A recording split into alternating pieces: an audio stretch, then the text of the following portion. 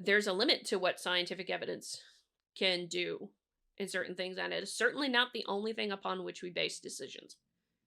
Um, and like I said at the beginning, I fundamentally agree with the statement here.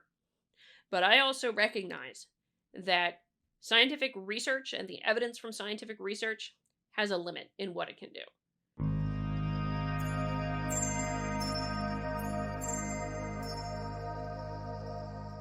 Okay. So, if you've been following the news the last week or so, you've probably noticed several opinions from the Supreme Court of the United States coming down as pertaining to several major cases. And I have talked about this a few times, but what caught my attention and what continues to keep my attention, because usually this is not something I would talk about. I would not be talking about legal cases because I am about talking about science. So why am I talking about this? It has the reason I am talking about this and the recent SCOTUS decisions is in primarily response to the numerous things I've seen from groups like Nature, Science, and now Scientific American, as you can guess from what's currently on the screen. Scientific American being one of them. And this was a very recent piece, July 1st, 2022 was when this was published, and it was the entire editorial board of Scientific American, which, long story short for me, I will go ahead and fully admit a bias here that I am not a big fan of Scientific American. I read and I think I occasionally stumble over some things that are interesting. But all things being told, I think it suffers from the same problem that many journalistic outlets do, in that it is a very biased piece of work. And unfortunately, Nature and Science, I think, have gone in a similar way, which is sad considering those are peer-reviewed journals alongside of their commentary and bits of news. So it's very concerning there. But anyway, that's a whole other thing. And this is the latest piece to come out, and I want to use this piece to highlight a particularly aggravating problem that seems to be showing up in the sciences. And I hit about it last week, the limits of scientific research. It was a video last week, and it still stands. And I want to bring this up because I want to get really in depth with it. Now, you might be able to guess from the thing here that's right down the page. This one they actually put behind the paywall. This particular article. So it's not like I can't actually see all of it on the website. So thankfully, a good buddy of mine managed to send me a copy of it, such that I could actually take a look at it from Scientific American. So yes, still read it, but I thank you. You know who you are, for providing this for me. And I want to read this because I've said it before and I'll say it again. There's limits to what scientific research can do. There's lots of limits to it. And I'm not saying science specifically because I get annoyed at that, but scientific research can do. Let me go back real quick because they have in here. Yeah. Evidence. This is a piece called Evidence Shouldn't Be Optional. The Supreme Court often ignores science when handing down decisions, and it affects far too many lives, by the editorial board. So, I mean, if they had if they had stopped with that first part, evidence shouldn't be optional, I would actually very much agree with that sentence. I do think that evidence, not just the evidence we want to see, but all of the evidence, should be very much considered with a lot of our decision making and policy making and what have you, and very carefully be weighed. I also think multiple perspectives should be considered in policy making. That is my personal opinion when it comes to the policy making side of things. But this is different because there's a lot. I got pretty harsh with Scientific American on Twitter because I notice them making pretty much a not ad hominem, excuse me, and a non sequitur against the Supreme Court with what it's been saying. But I think we will start with this particular article and get into it. In a tumultuous few weeks, the Supreme Court has ignored the scientific evidence underlying safe abortion, the need to slow climate change, and the value of gun safety laws. It is alarming that the justices have now indicated a willingness to consider a voting rights case next term, given Chief Justice John Roberts' feelings on what he calls sociological gobbledygook of research into the effects of gerrymandering. The promise of democracy is being sorely tested by the recent injustices leveled by the Supreme Court's conservative justices in cases involving health, welfare, and the future of the planet. Over and over this term, their decisions have put industry, religion, specifically a conservative strain of Christianity, and special interests above facts. They have devalued the role of expertise. Okay, let us start right here.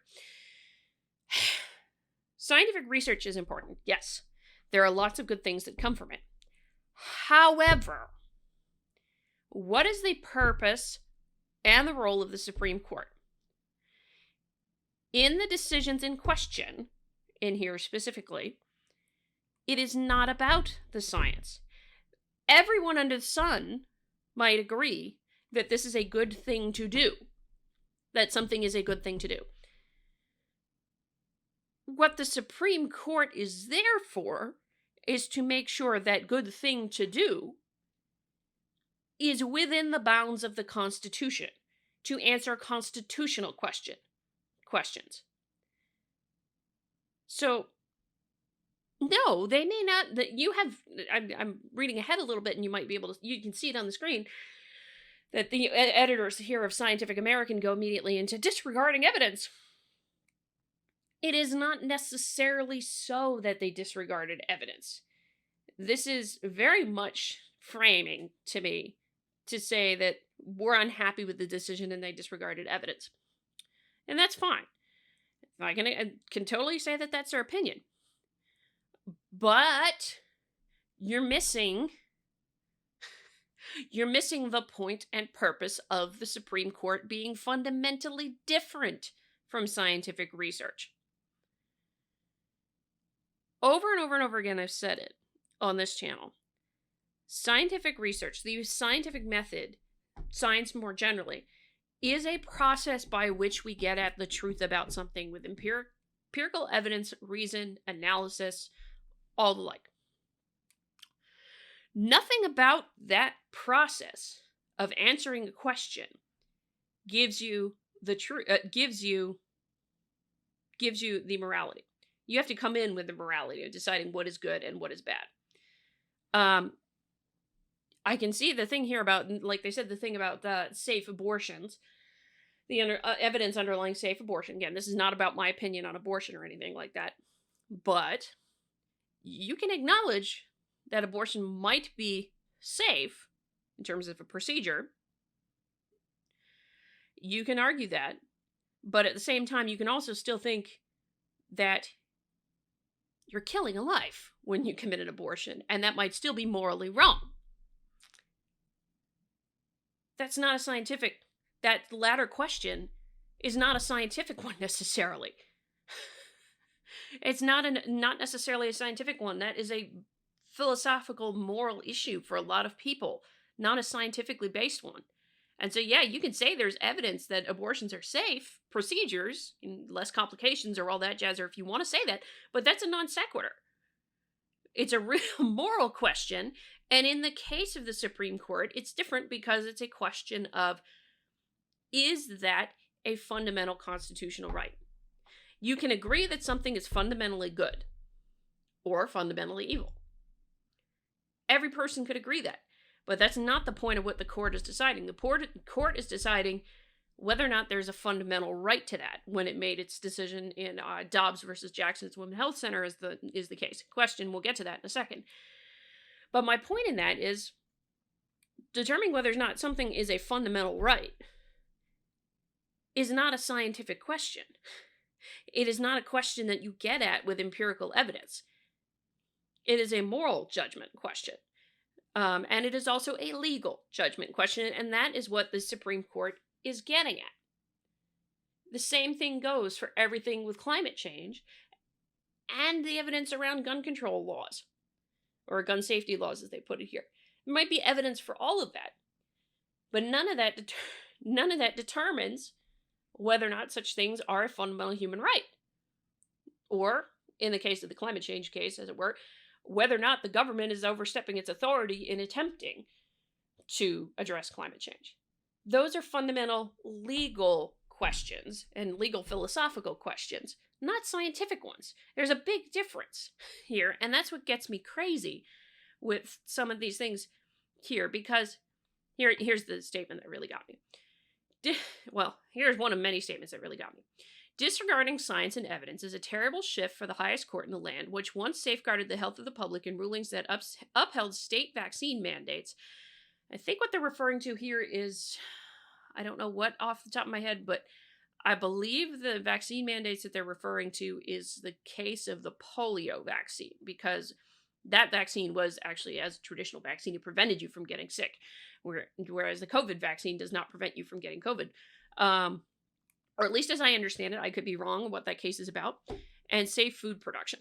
This is in contrast to the way our conservative justices have viewed COVID restrictions, whether exempting religious groups from bans or groups gathering, or barring vaccine mandates for large businesses. Even in decisions that uphold basic public health tenets, conservative justices have spouted misleading scientific claims.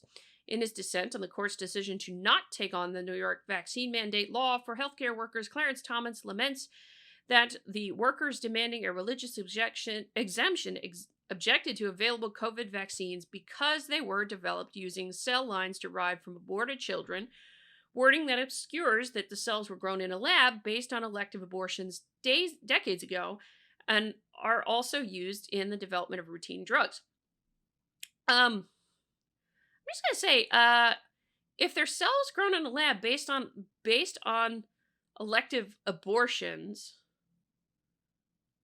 how is that any different from what Clarence Thomas said? Well, I don't feel like that's any different, but that's irrelevant to the comment here. The shift away from our social responsibilities for health and welfare is one that we fear will lead to needless suffering and death. We urge the court to change its reasoning, to value statistics, to value research, and to understand how ignoring it in making decisions is contrary to common decency and their responsibility as jurists to the people of the United States. Okay, for one thing, SCOTUS isn't elected. Nobody on the SCOTUS is elected. They are appointed. They are appointed by the president, confirmed by the Senate. That's an important thing to keep in mind. Part of the reason it was set up that way was to be able to check the passions of such things and to make sure that they don't go against the Constitution when the people's elected representatives go a little too far in passing things. One of the reasons for that. It's a very simple way to put it. So, here's the thing and all that,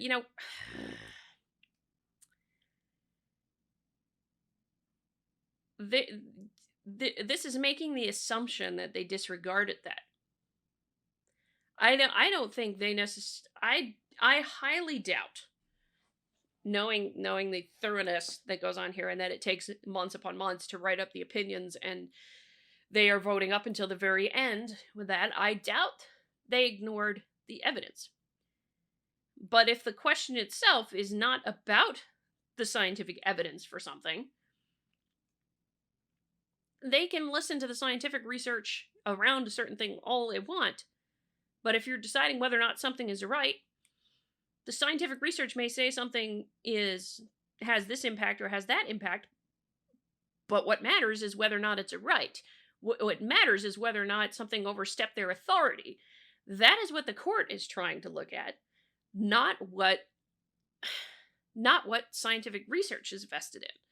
Yes, evidence should be used to inform the decision, but it is not the only thing. What I can't tell, and I hate to try and read into it, what I can't tell from this article is whether or not the authors here, the editors, were basically trying to say you should do it based solely on scientific research. That's a different thing.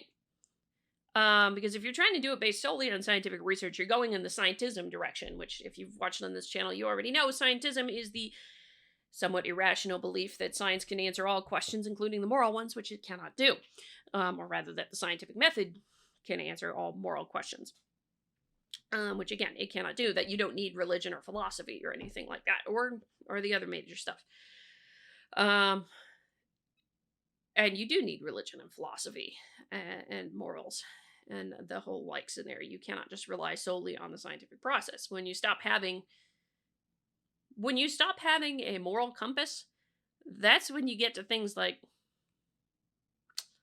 that. Well, that's when you get to some really nasty things that have happened in history in the name of where scientific research can be used to do some very nasty things in history, when you stop having any moral compass at all. Or in the reverse, if you have such an ideological focus and no interest in evidence or in reason, you end up like Trofim Lysenko, who is probably among scientists considered the greatest mass murderer in history. Considering that his failed experiments in the Soviet Union led to how many millions of people dying, particularly in the Ukraine. Yeah, those kinds of things. All right, so they talk about the 3 cases in question that caught their ire, and of course, I think probably drove everybody crazy in the last few weeks. So in their decision in Dobbs v. Jackson Women's Health Organization, the majority justices ignored what we and others have repeatedly reported. Abortion is safe, much safer than pregnancy itself, and that denying people access to legal abortions leads to poor physical and mental health outcomes, not to mention economic outcomes. In overturning Roe versus Wade and shunting abortion rights to the states, the justices who voted in favor of Dobbs put religion and the status of massive cells over the health and welfare of actual people who make up approximately 50% of the U.S. population. They also indicated their disregard for the medical profession and the privacy of the doctor-patient relationship that the justices in the majority will no doubt continue to enjoy after their ruling becomes practice. Taking it from the verse, this is hyperbole. And I actually have the 3 opinions in question, 3 SCOTUS opinions in question. Nothing about the opinion suggests that. Nothing about the opinion suggests that the doctor-patient relationship is going to go away here, and that's going to be disregarded. Sorry. That is utter hyperbole. Justices who voted in favor of Dobbs put religion and the status of massive cells over the health and welfare of actual people who make up approximately 50% of the U.S. population. Okay.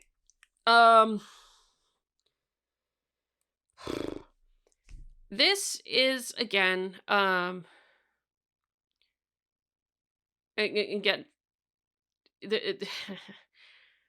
if there's a lot of concern of why Scientific American is not considered very popular right now, like I said, this is not about my opinions on abortion, but knowing enough pro-life people, a lot of them would be really mad that you're calling a baby in the womb a mass of cells. This is where the distinction becomes important, and this is where it becomes very much, at times, a moral question, and also sometimes where science weighs in, because of course we know about fetal development, right? Is that a mass of cells, or is that a human life from the moment of conception? The pro-life side, of course, is that's a human life from the moment of conception. Pro-choice, or more pro-abortion side, if you will, is a little bit different. But that's oftentimes a moral question, not a purely scientific one in here. The final thing is, of course, with the top, they say abortion is safe, much safer than pregnancy itself, and that denying people access to legal abortions leads to poor physical and mental health outcomes, not to mention economic outcomes. Scientific research, that's fine. That's not the question the court was addressing. Now let me go and show this to you. The court was addressing whether or not, so this is directly from the syllabus, which is the summary of the opinion here of the Supreme Court, Dobbs versus the Jackson's Women's Health Organization. Goodness.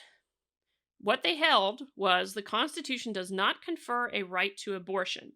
Roe and Casey are overruled, and the authority to regulate abortion is returned to the people and their elected representatives. That is the question of whether or not abortion is a right, is a fundamental human right or a constitutional right, is not related to these studies. And not related to those studies in the slightest. It's related to legally. What is it? What does the Constitution say?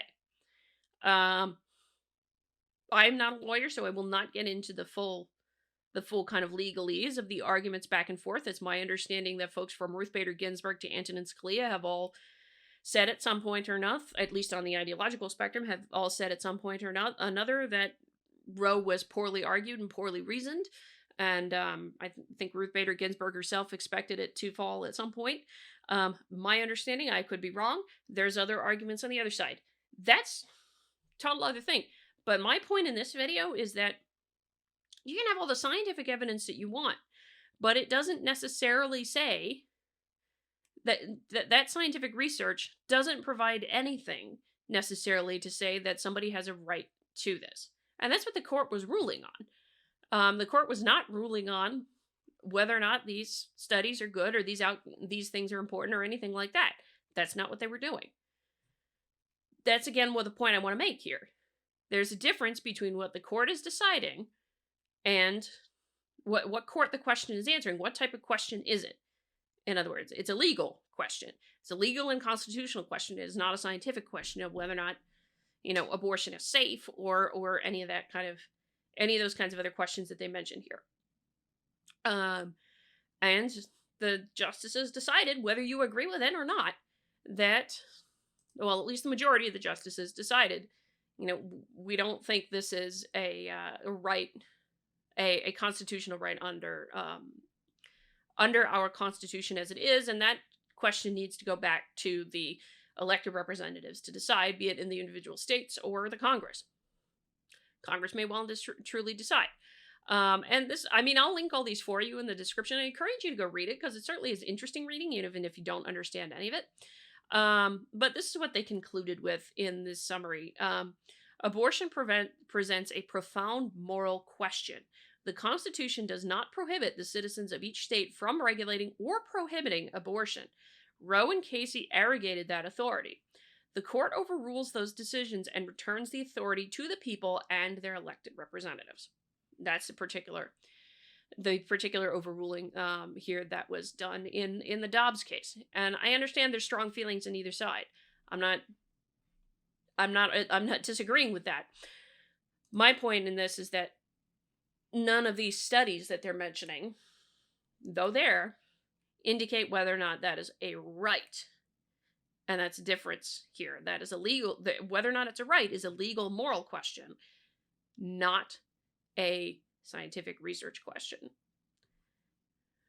In striking down New York's gun safety law, the majority justices ignored data that shows that unfettered access to guns leads to more murders and suicide and not fewer crimes.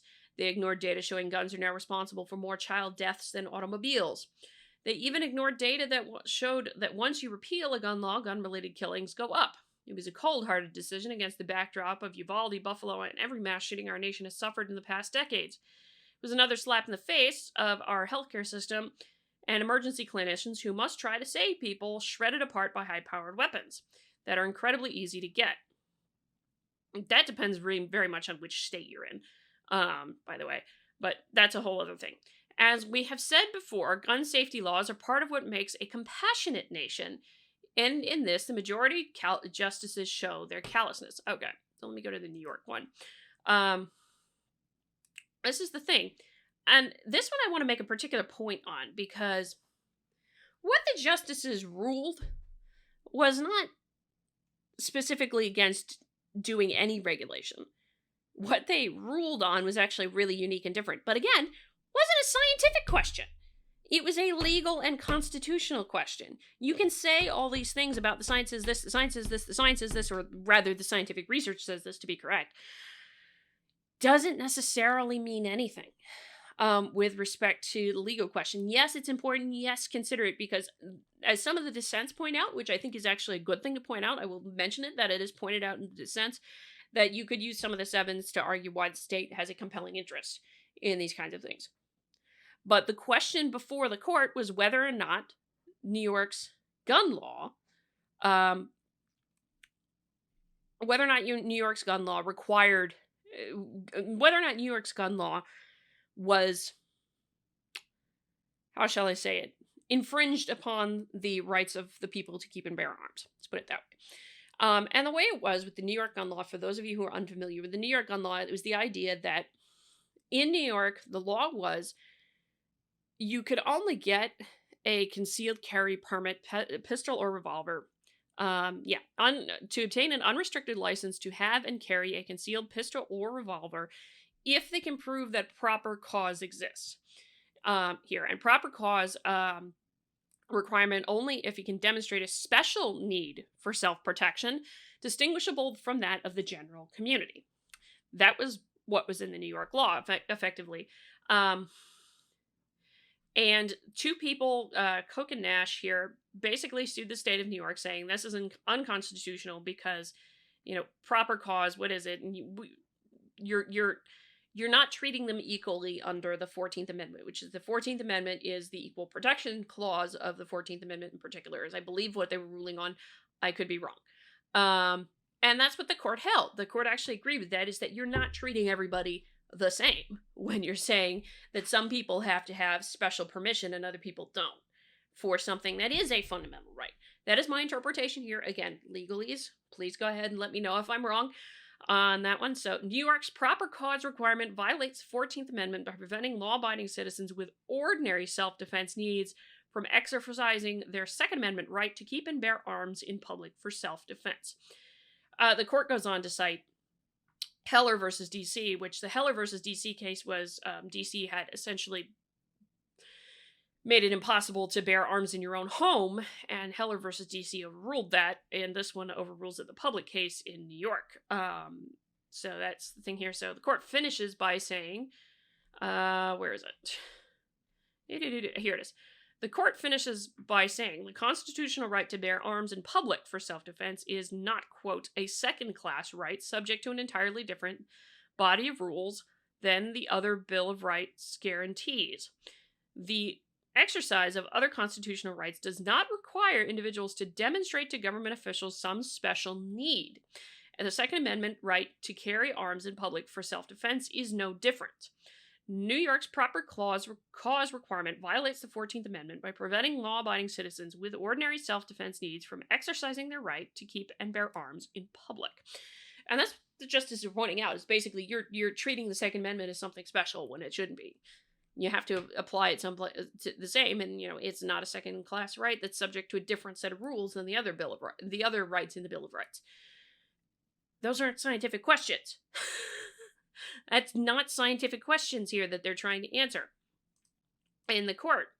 So again, yeah, I totally understand the frustration, and I can understand the rules and the laws here, but you also got to deal with the legal system that we have, the Constitution that we have, and the SCOTUS is looking at the legal and constitutional questions, not necessarily the scientific questions that are involved. That's not to say, I'm going to say it again, just to make sure it's not lost on people, that the evidence doesn't matter. It does. And it probably was considered in terms of the state's compelling interest. But that doesn't change the fact that you were treating people unequally with this law. And that's what, or at least that's the way the court viewed it. The last one is climate change. And then there is climate change.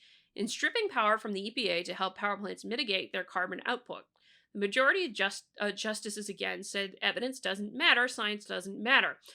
Our planet is warming. Coal is one of the largest contributors of greenhouse gases in the world. Taking regulatory power away from the EPA now puts states in charge of slowing climate change. Piecemeal efforts will not yield reductions when we need to slow warming. Federal action as part of global efforts is necessary solution to this problem, and climate change is a public health issue. An increase in ferocious winter storms, unbearable heat, damaging rain, and wildfires, these all affect the health and welfare of people in the United States. The science is clear on this. We have to act now, and the Supreme Court made those actions harder. Okay, there's a little bit of hyperbole here. There seems to be a little bit of hyperbole throughout, but what the majority said was actually quite majority didn't strip away all authority to do something. It was actually quite specific, at least in the syllabus of it. And let me go to that here. So what they're talking about is a rule called the Clean Power Plan, which would have been a pretty broad way to try and address greenhouse gas emissions from different coal-fired power plants and the like, and try and do it across the entirety of the system at once. And there's a lot of story up front as to what happened with that. I'm not going to read all of that now, but oh goodness. Basically, what the Congress stated, and so EPA, for those of you unfamiliar, the Environmental Protection Agency in the United States derives its authority to regulate pollutants from the Clean Air Act. And the question before the court was whether or not the EPA exceeded its authority with the Clean Power Plan and the way it was going to go about regulating carbon dioxide and greenhouse gases and what have you, particularly from coal-fired power plants. And what the court ruled is that Congress did not grant the EPA in Section 111D of the Clean Air Act the authority to devise emissions caps based on the generation shifting approach the agency took in the Clean Power Plan. This is a major questions case. EPA claimed to discover unheralded power representing a transformative expansion of its regulatory authority in the vague language of a long extant but rarely used statute designed as a gap filler. That discovery allowed it to adopt a regulatory program that Congress had conspicuously declined to enact itself. Given these circumstances, there is every reason to hesitate before concluding that Congress meant to confer on EPA the authority it claims under Section 111D. So, prior to 2015, EPA had always set Section 111 emissions limits based on the application of measures that would reduce pollution by causing the regulated source to operate more cleanly, never by looking to a system that would reduce pollution by shifting polluting activity from dirtier to cleaner sources. So there's a lot going on in there, and getting into that would be the whole topic of another video. But the point I want to make with this is that Congress didn't say that EPA can't regulate something. I'm sorry. The SCOTUS didn't say that EPA can't regulate something. The SCOTUS said pretty cleanly, straight up front, that EPA went too far and doesn't have the authority to regulate based on a generation shifting approach. That's very different. They actually do still very much have the authority to regulate under the Clean Air Act. They just don't have the authority to do it in the way that they did it, without going back to Congress and asking them to do it, because it was basically looking to do it as a system rather than looking to do it as individual plants, is my best understanding of it. Let's see. The court has no occasion to decide whether the statutory phrase system of emission reduction refers exclusively to measures that improve pollution and performance of individual sources, such that all actions are ineligible to qualify for as the best standards of emission reduction, which is what BESR stands for. It is pertinent to the court's analysis that EPA has acted consistent with such a limitation for 4 decades. But the only question before the court is more narrow: whether the best system of emissions reduction identified by EPA in the Clean Power Plan was within the authority granted to the agency in Section 111D. For the reasons given, the answer is no. So that was the thing, is that the way you were doing it, the way you were going about doing it, the way you were going to go about trying to do it anyway, exceeded the authority. That's pretty much what Congress ruled. The Supreme Court ruled. So it's basically, you got to go back to EPA and ask them to add to EPA's authority. That's Congress's authority to do. It's basically what SCOTUS is saying. None of that has anything to do with the scientific research around climate change. You can say that, climate is changing, we need to do a lot about it, and I tend to fall into a little bit in that direction myself. You can say nothing's changing, we don't need to do anything about it. Scientific studies about climate change and that we need to do something about it, yeah, you can say that we need to. I can say that we need to, and I think it would probably be a good thing in some ways in a lot of ways to move away from fossil fuels eventually, here or as quickly as possible, if you will. But and I prefer to say as quickly as possible, because if you shunt everything away now, that's going to cause a lot of hardships and problems for people. Just a point of note. But you still got to do it within the law. You still got to do it within the law and the Constitution. And that's why that's what the Supreme Court was ruling on, whether or not EPA was acting within their authority to regulate that. It's probably a good thing if they do regulate it, but the question is not whether it's a good thing to regulate. The question is whether or not legally they have the authority to do it the way they did it, which that's what the Supreme Court was weighing in on. That is a legal and constitutional decision that is not about the scientific research. You can fully agree that you need to be doing something about this and find you can't do it that way under the law unless you change the law, and that's what Congress is there for. So that's main things I really wanted to say here. And the last part here is, we might as well finish up reading this. As with every level of government, there is no requirement that the Supreme Court factor science into their decision-making, precisely because they are doing legal and constitutional decisions. As Justice Amy Coney Barrett has said, I'm certainly not a scientist, but expertise matters, and knowing when you don't know something and seeking that information makes for better justice.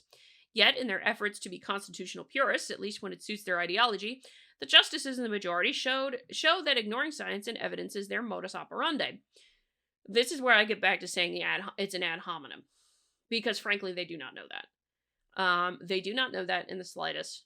They cannot possibly know that everything was ignored here, and that's why I say this is an ad hominem insult most of the time to the Supreme Court, but such as.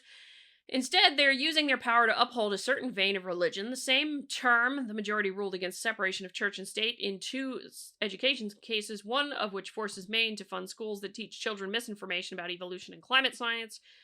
The United States once inspired other countries to protect people's liberties. Now the rest of the world is watching and reacting to the decisions that our Supreme Court made this term, and it's not good. You don't need to be a scientist or a mathematician to make good decisions and judgments, but if you are a justice of the Supreme Court of the United States, with the lives and livelihoods of hundreds of millions of people hanging on your every opinion, you owe it to us to use the data that science painstakingly compiles when handing down your decisions. We cannot go back to a world of religious and racial supremacy. You know, you stuck that one in there. You snuck that one in there. It was nothing about it. There's nothing about that number in any of the decisions. Anyway, where the bodies of women... Oh my gosh. Wow. You had to stick in the woke number right here, didn't you? Goodness. We must not become the dystopian future so much science fiction has warned us about. Let evidence rule judgment. Evidence is part of a judgment. And I do not think, as they did as they do here, that the evidence got utterly ignored. I do think, however, the SCOTUS did its job in weighing in terms of, is this legal or covered under the Constitution? And all of the questions in question are legal and constitutional questions. They're not necessarily ones about scientific research or what something says about whether abortion is safe or climate change is happening or having more gun laws leads to less crime. So any of those number of things don't necessarily matter. It has to be ruled in under the law and the Constitution. That is the difference. And that's where I got annoyed with Scientific American, because Scientific American and I saw Nature and Science do similar kinds of posts in the last few weeks. So that's why I'm kind of lumping it all together right now, although Scientific American provides the best example to consider. They don't consider what's important here in that there's a limit to what scientific evidence can do in certain things, and it is certainly not the only thing upon which we base decisions. And I, like I said at the beginning, I actually I fundamentally agree with the statement here. But I also recognize that scientific research and the evidence from scientific research has a limit in what it can do. It can't make moral judgments. It doesn't help necessarily inform moral judgment, because it'll tell you that something is necessarily, not whether it's good or bad necessarily. Like I said, that's a moral judgment. And in this case, it's also a legal or constitutional question, because everybody could agree that a thing is good or a thing is bad. But it may not be a constitutional right, or it may exceed the authority to regulate that thing, may exceed the authority of the federal government to regulate that thing, or any number of other reasons. That's the difference here that I want to make a point about, because scientific research and I'm not gonna say it the way they say it because it's scientific research. It's not the science. Um, can't answer everything. It absolutely cannot answer everything, and it drives me nuts because the way this came off to me when I was reading it earlier was that scientific research should be how we make every decision, should be the fundamentals of every decision. And that ignores a whole lot of things in terms of both worldviews and the competing pressures, and particularly what the SCOTUS is interested in, legal and constitutional issues. And should inform them, yes, absolutely should be used, and it shouldn't be ignored necessarily. And it may not have been ignored. We just don't honestly really know that. But it is a legal and constitutional question. In those veins, there's a limit then to what scientific research can provide evidence for. And that gets ignored quite often when we're talking about using the science for everything. Anyway, that's it for now. Let me know what you think. Of course, all of this will be linked in the description for you. Until next time, I'm Adrian. Oh, wait, of course, hit the like button if you liked the video. Share the video, comment on the video, describe to the channel. Subscribe to the channel if you want more. Until next time, I'm Adrian, and I hope you stay curious, everybody.